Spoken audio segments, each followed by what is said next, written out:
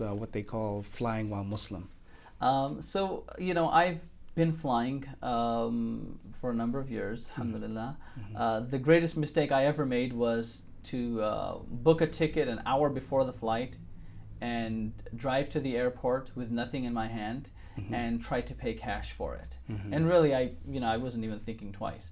But otherwise, I haven't had any problems flying domestically per se. You know, they may stop me once in a while and not all the time on a random search. And I understand that. You know, I look very Muslim. I dress the way I do even when I travel. So I understand that. I consider it to be an opportunity for da'wah, for me to be able to talk to someone who otherwise might not have known that I'm an imam or that I can speak English without an accent, because many TSA operators don't speak, still speak English with accents. So it's very interesting. But my worst experiences have always been flying into the country. I have been stopped 8 out of 8 times in the last 2 years and just questioned, where did you go? What were you doing? The same questions over and over again. In fact, you know, where do you work? So I recall recently flying back into the country and replying to the lady and said, she asked me if where I had gone, and I told her, I said I'd gone to my parents. Yes, and their address and their birth dates are still the same, implying that you already have that. Don't ask me again. Right. But they don't like that too much, do they? No, they don't. You know, I have to admit though, some of them are actually more friendlier than others. They know I've been through the process. I personally feel, you know, that sometimes they are just doing their job because someone above them is actually telling them to stop me, and they really don't want to, or that they enjoy doing it, but they just have to. But I just find it unfair, being a good citizen who is trying his very best to spread this good citizenry within not only the Muslim community, but the entire community at large, to be able to go through this, because obviously that creates a negative image in my mind that doesn't necessarily help when I'm speaking, you know, about activism and so forth. Okay. But I haven't let that stop me. All right, Imam, I thank you very much for spending some time with us. Thank you very much. But I always like to ask before I conclude, from your travels in America and your work as an Imam and being involved in outreach, what do you see as the future outlook, or from your estimation, what do you envision as the future outlook for Islam in America? You know, I personally believe that Islam will be very widespread in this country in a number of years. What I mean to say is that not only will the children of immigrants be Muslims, but there will be a lot of others who will come to Islam because what they find in the faith.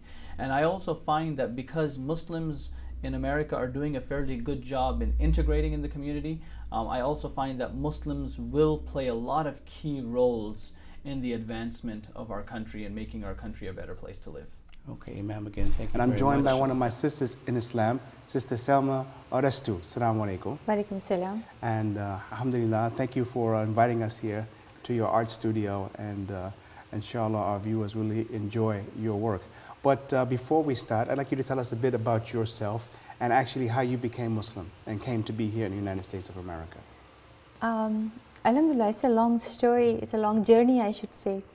I was born in India, in Rajasthan, and my parents had moved from, actually they came from Pakistan to India after the partition. So I was born in India, and my mother was a very spiritual person. But what was your religion at that time? I was Hindu by birth.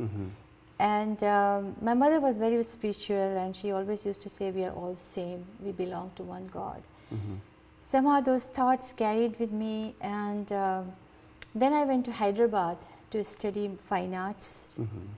And there I met my husband, Alamdar Arestu, and he's a Muslim, and I knew that there could be some, opposition from my family. But then slowly when I tried to understand Islam, that Islam is calling for one community and one Allah, somehow that appealed to me very much. Like that kind of philosophy is what very dear to my heart. And I had to become a Muslim to get married to him also. That was one of the conditions. So somehow it didn't bother me, and so I just accepted Islam and I got married. And But was there a time after you had accepted Islam that the realization of the beauty of Islam started to like blossom? yeah, slowly. That's the next thing I would say. At that time, frankly, I didn't know much about Islam except the basic this thought. But gradually, I have learned about it over the years, living Islamically, and then we lived in Islamic countries also for almost 10 years in Iran and Kuwait.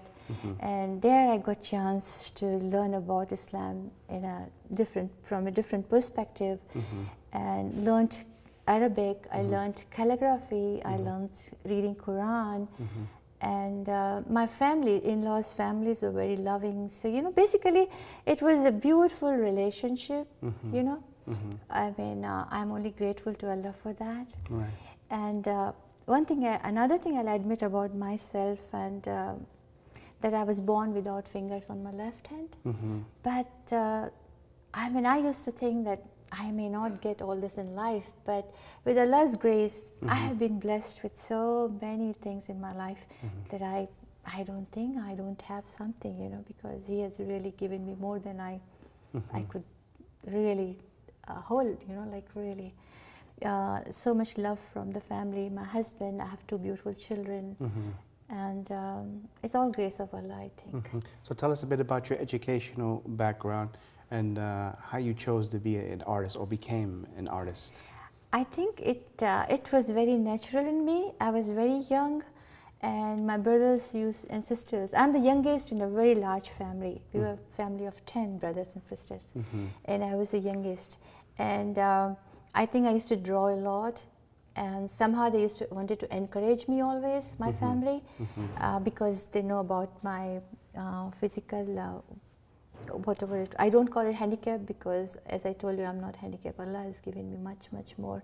So they always used to say, "You'll be an artist. You'll be an artist." So somehow that encouragement was there, and then, you know, somehow within me something was telling me I have to do art. You know, somehow the painting. I have to express myself. I have to show the world what I have within me. You know, that kind of feeling was there right from the childhood. And as I told you, my brothers were very encouraging, so I was really very easy, smoothly. I was sent to a college of art. I completed my undergrad with fine arts in Hyderabad. Then I did my master's in painting also. And that's the time I met my husband. He's an architect. Right. So he also liked my art, he said, I don't know, but he really encouraged me a lot, you know. So after marriage also, I didn't stop painting. That's wonderful for me, I think. I'm so grateful. But I just want to digress a bit. Now, you told me you became Muslim before you got married. What was your reaction from your family, who were Hindu, when you told them you were going to become Muslim? And in the place where you come from, is it an easy thing for someone Hindu to become Muslim, something which is easily accepted? No, that's very true. It wasn't easy. Let me tell you, as I told you, my mother was very spiritual, and she always believed that we all are the same, and we all belong to the same God. So she was wonderful. My father was no more that time when I got married, but my brothers were there, and one brother was very angry and upset because he thought I'm doing, and he felt responsible. Not that he didn't love me, but he felt he's so responsible for me that if I do such a thing, how can he face the family, you know? So he was really against it. But my mother, you know, when she saw how much interested I am, and she somehow was so, I don't know how to say, express, all she said, your luck is with you, my blessings are with you. And then she sent me off. So of course, she came to my wedding. In fact, nobody else came to my marriage, but one brother, and she came, and she sat through the marriage